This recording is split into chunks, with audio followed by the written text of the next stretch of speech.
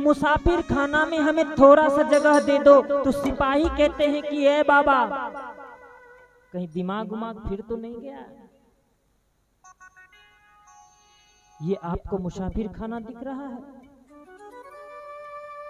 ये राज दरबार है, ये मुसाफिर खाना नहीं है। तो सदगुरु कबीर साहब ने कहा, कौन कहता है ये राज दरबार है? कौन कहता है ये राज दरबार दिखाई दे रहा तुझे? तो सिपाही सब ने आपस में विचार करके कहता है, लगता है ये बाबा पागल हो, ये पागल हो गए हैं शायद। चलो राजा के पास इनको ले। तो राजा के पास सदगुरु कबीर साहब को लेके जाते हैं। राजा को कहते हैं कि ओ भाई, ये मुसाफिर खाना में मुझे थोड़ा देर के लिए जगह मिलेगा? तो राजा साहब कहते हैं, ये पागल को क्यों उठा लाया है तुम लोगों ने? तो कहता है, हाँ ये तो कह रहे हैं ये मुसाफिर खाना, ये सिद्ध कर रहे हैं, आपसे बोल रहे हैं। तो राजा साहब ने कहा, कैसे? तो सदगुरु कबीर साहब ने कहा, सुन, तुमसे पहले इस राजगद्दी पे कौन था? कौन था इस राजगद्दी पे? तो बोला, इस राजगद्दी पे हमारे पिताजी थे।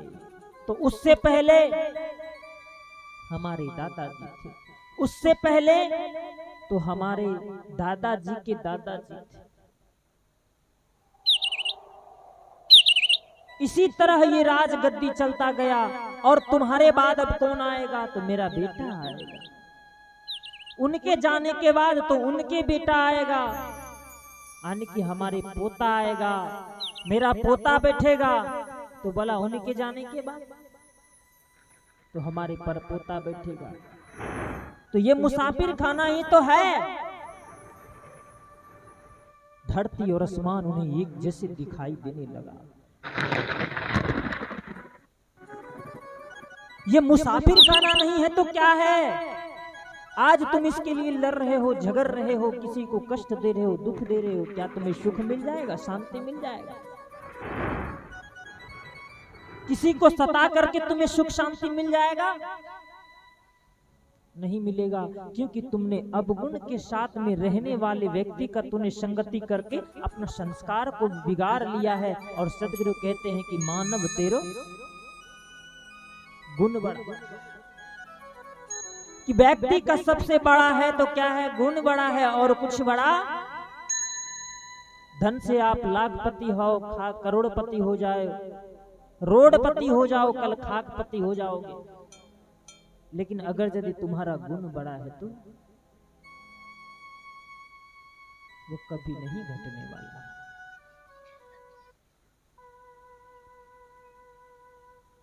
याद रखना, सब व्यक्ति को इस संसार में कष्ट मिला है, दुख मिला है। इसलिए सदगुरु कबीर साहब कहे हैं, तन धर दुखिया काहू न देखा, जो देखा सो दुखिया हो। राजा दुखिया, प्रजा दुखिया, साधु के दुख दुखिया।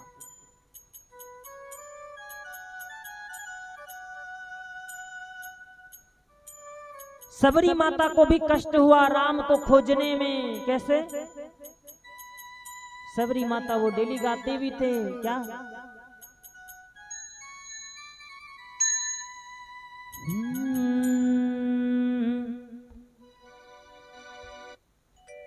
बोल बोल कागा मेरे राम कब आएंगे।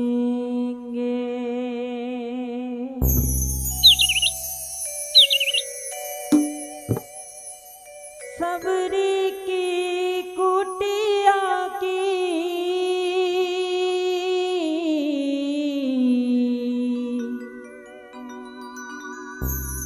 सबरी की कुटिया की भाग जाग जाएंगे। बोल बोल कागा मेरे राम कब आएंगे। बोल बोल कागा मेरे राम कब आएंगे। सबरी की कुटिया की सबरी की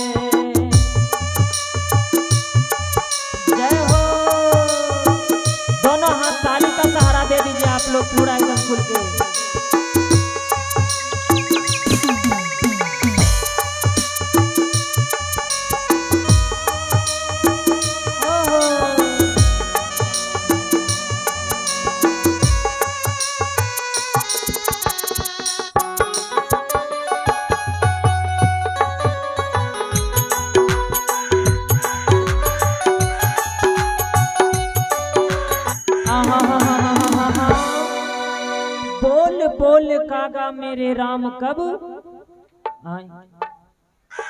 वो भी संसार में बाट जोती रही, उनको भी भगवान को पाने के लिए दुख भोगना पड़ा।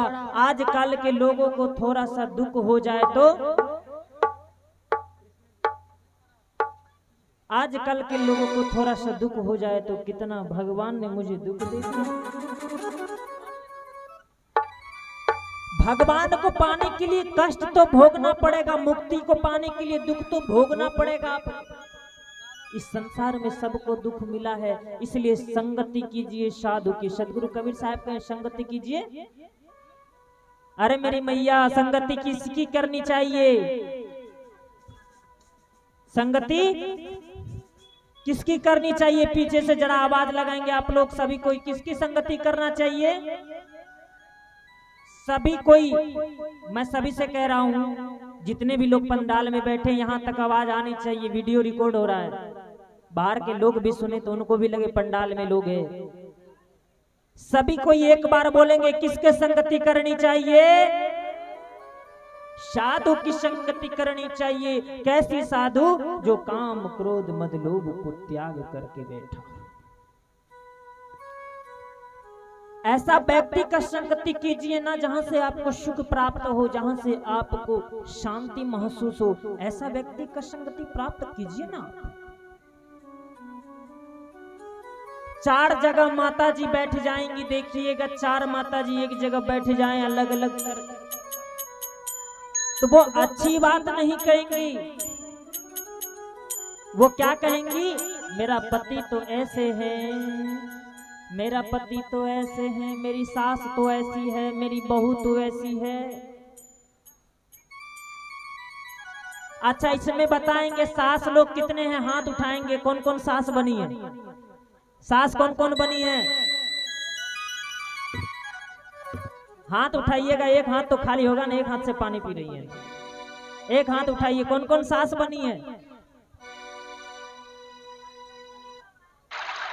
लगभग इसमें सब सास बनी। और बहू कोई नहीं बनी होंगी क्या? बहू बनी है कि कोई नहीं बनी है? क्या बहू नहीं बनी है? सब बहू बनी है। बहू बनने के बाद ही तो सास बनती है, पहले सास नहीं बन जाती। तो क्या आपकी सास आपके साथ अच्छा व्यवहार नहीं किया होगा? आप अपने बहू के साथ गलत व्यवहार करती हो, दुसह दुख देती हो, गलत शब्द कहती हो, क्या आपको सुख मिलेगा? आप अपनी सास की शिकायत करती हैं या अपनी बहू की शिकायत करती हैं, अपने पति की शिकायत करती हैं, उससे कभी सुख नहीं मिलने वाला है। ये गलत संगति है। इस गलत संगति को त्यागो। सदगुरु कबीर साहब कहते हैं संगति की जय साधु की हरे क्रोटी अपराध, ऊंची संगति क्रूर की,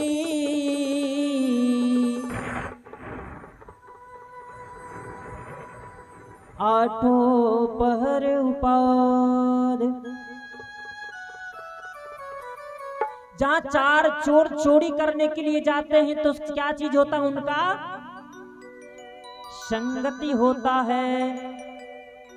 लेकिन चोर अपने घर में कभी अस्थिर होके नहीं बैठता है कि मुझे पुलिस आ जाएंगे पकड़ने, डर रहता है उनके।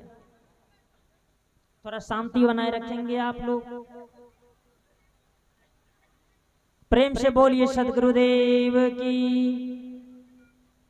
तो सदगुरु सभी कबीर साहब का हमने पहला साखी कहा था, मानव तेरो गुणवरा मांस न आवे काज, हार न होते या भरण त्वचा न बाजन बाज।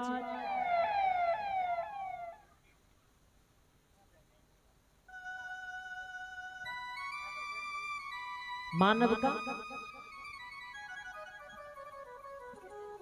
गुण बड़ा होता है। अच्छा मेरी मैया ये बताओ, अगर यदि किसी व्यक्ति को काट करके उनका मांस को बेचा जाए तो कोई खरीदने वाला होगा? कोई खरीदेंगी? नहीं खरीदेगा। किसी व्यक्ति का हड्डी का कोई दवा बनता है क्या? कोई काम में आता है? खाद बनता है क्या? अच्छा कुछ नहीं बने, व्यक्ति का शरीर का जो चमड़ा होता है उसका ढोलक बन जाए, बनेगा क्या? नहीं बनेगा। लेकिन इंसान का शरीर का कुछ नहीं बनता है। जब जानवर मर जाए तो उनका मांस बिक जाता है, हड्डी भी काम में आ जाता है और चाम का ढोलक भी बन जाता है, क्योंकि उनके अंदर सदगुरु कबीर साहब ने कहा कि गुण बड़ा नहीं है। व्यक्ति के अंदर बड़ा है तो कुछ क्या है, गुण बड़ा है। आप मांस मछली मत खाओ, आपके लिए शाकाहारी भोजन बना है, आप उनको पाओ, उससे आपके जीवन में परिवर्तन होगा। आप दूसरे के साथ गलत करते हो, आपके भी साथ गलती होगा। सदगुरु कबीर साहब ने कहा, कबीर कमाई आपने निष्फल कभी न जाए, रोपा पेर बबूल काम कहाँ से पाए। मुझे एक घटना याद आती है। घटना ऐसी है, एक घर में तीन बच्चे, एक बच्चे 7 साल का, एक बच्चे 5 साल का, और गोद में 2 महीना की 1 महीना की बेटी, छोटी बच्ची, छोटी सी, जो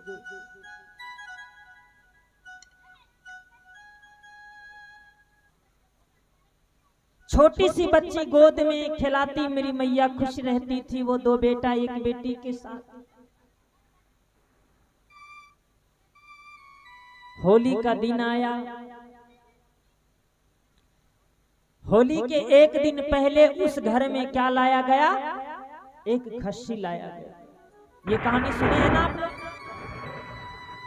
ध्यान से सुनिएगा, अगर यदि इस कहानी को मिस कर जाइएगा तो आपका पूरा सत्संग सुनना व्यर्थ हो जाएगा। आप लोग इस कहानी को थोड़ा गौर से सुनिएगा, मैं सभी से निवेदन करता हूं। खस्सी को लाया गया, खस्सी को बांध दिया गया। छोटा सा खस्सी या छोटा बकरी से बच्चे को कितना प्यार होता है। सबके किसी किसी के घर में बकरी है ना, बकरी है कि नहीं है?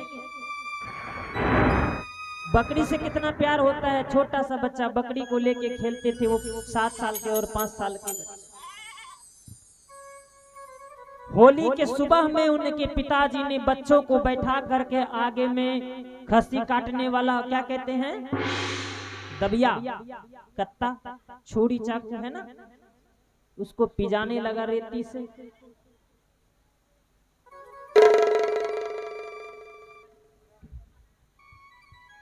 उधर कौन है? मुड़ी उठा के इधर देखिए, घर में जाके बात कीजिएगा आप लोग, हाथ जोड़ता हूं आप लोगों से।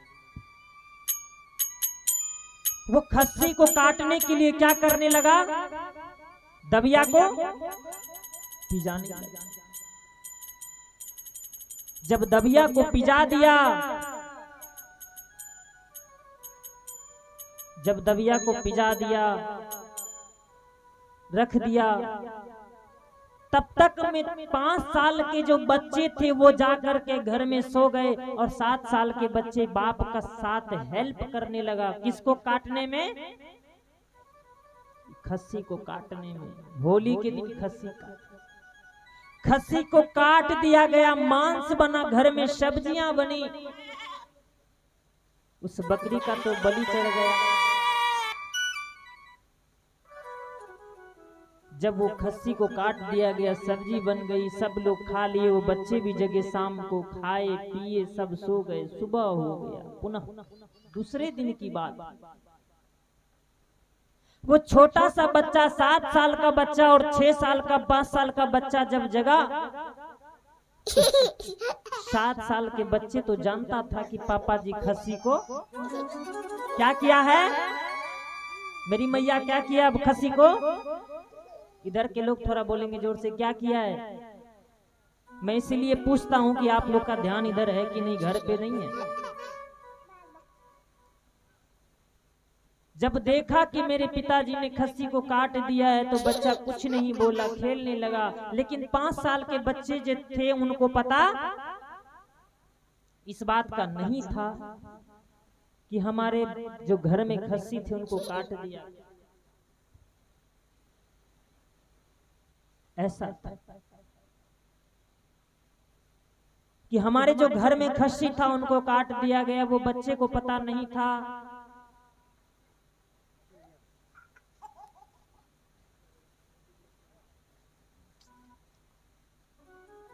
वो व्यक्ति उनको वो छोटा सा बच्चा अपने बड़े भाई को पूछता है, भैया भैया वो हाथी जो था कहाँ है? क्या कहता है, वो खस्सी जो था बकरी कहाँ है? 5 साल के बच्चे वो 6 साल के बच्चे को पूछ रहा। वो बच्चे ने 7 साल के बच्चे जवाब दिए, भाई पापा ने कल वो बकरी को काट दिया, सब्जी बन गई। ये छोटे वाले बच्चे कहते पापा ने बकरी को काट दिया। तो बोला हाँ, कैसे काट दिया? तो बोला चलो छत पे मैं तुझे दिखाता हूं। क्या बोला? छत पे चलो मैं तुझे दिखाता हूं। वो दबिया सीढ़ी के पास रखा हुआ था। सीढ़ी पर से वो दबिया लिया, छूड़ा बड़ा वाला, गया, बोला सो जाओ। छोटे बच्चे को सुला दिया, छोटे भाई को बड़े भाई ने।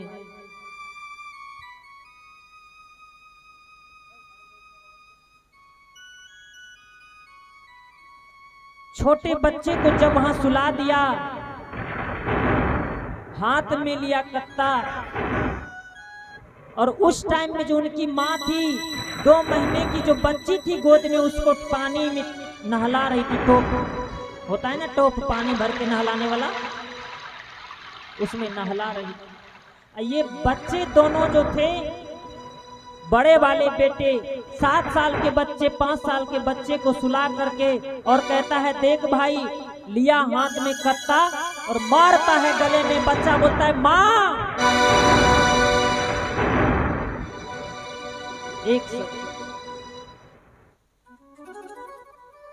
जैसे माँ आवाज सुनी कि मेरा बच्चा का आवाज लगता है कुछ हादसाजनक है, माँ दौड़ करके आती है। कैसे? वो बच्चे को, जो 2 महीना की बच्चे को नहला रही थी पानी में, 2 महीना की बच्चे को टॉप में छोड़ करके दौड़ जाती है। छत पे जाके दौड़ करके देखती है, जैसे जाती है छत पे देखती है कि मेरे बच्चे के गर्दन पे दबिया रखा हुआ, कत्ता पड़ा हुआ है। माँ रोने लगती है कि हे प्रभु, हे भगवान, हे कृष्ण मुरारी, हे माधव, हे वंशीधर, ये क्या कर दिया आपने? हमने कौन सा बड़ा अपराध किया था जो मेरे साथ मेरा कोप हो जा? शुरू करें। इतना बड़ा दुख हमें क्यों? फूट फूट करके रोने लगी।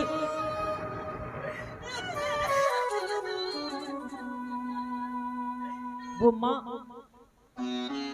तब दिमाग लगाती है, अच्छा चल कोई बात नहीं, मेरा एक लड़का गया है, अभी एक लड़का तो अभी और है।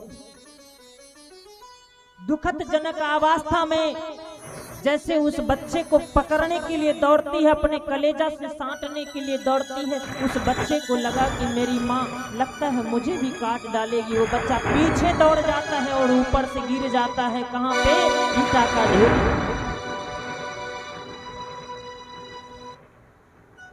वो बच्चा का भी सर दुर्भाग्य में हो जाता है।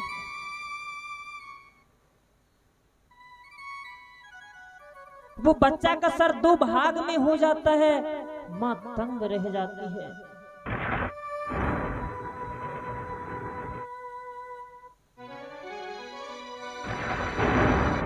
वो मां तब याद आता है, हे प्रभु, हमने तो एक बेटी को पानी में छोड़ के आई हूं, जरा उसको जाके देख। जैसे आती है उस बच्चे को देखने के लिए, तब तक वो बच्चे पानी को पी करके अपने दम को तोड़ चुकी थी।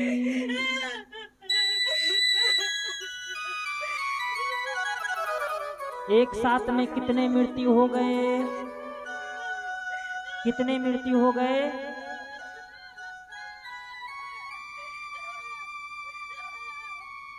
कर्म जो होते हैं माता पिता के वो बच्चे के ऊपर डिपेंड भी हो जाते हैं।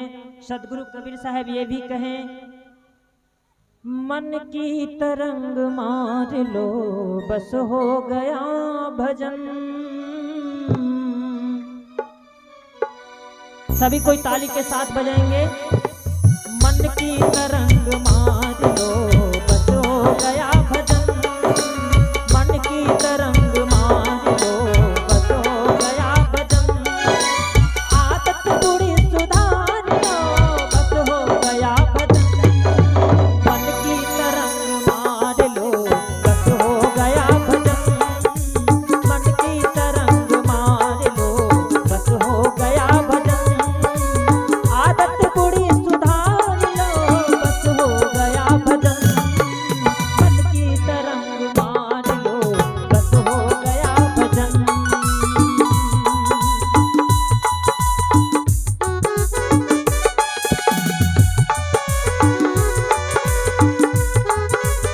सभी जितने लोग हैं ताली का सहारा देंगे एक बार सभी कोई, किसी का हाथ बंद नहीं होना चाहिए बीच में जो है। जय हो।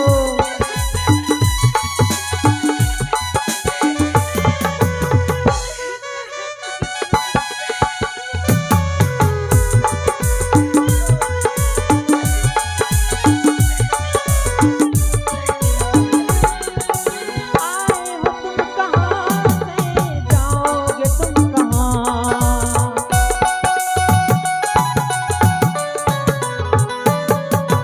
आए हो तुम कहाँ से, जाओगे तुम कहाँ,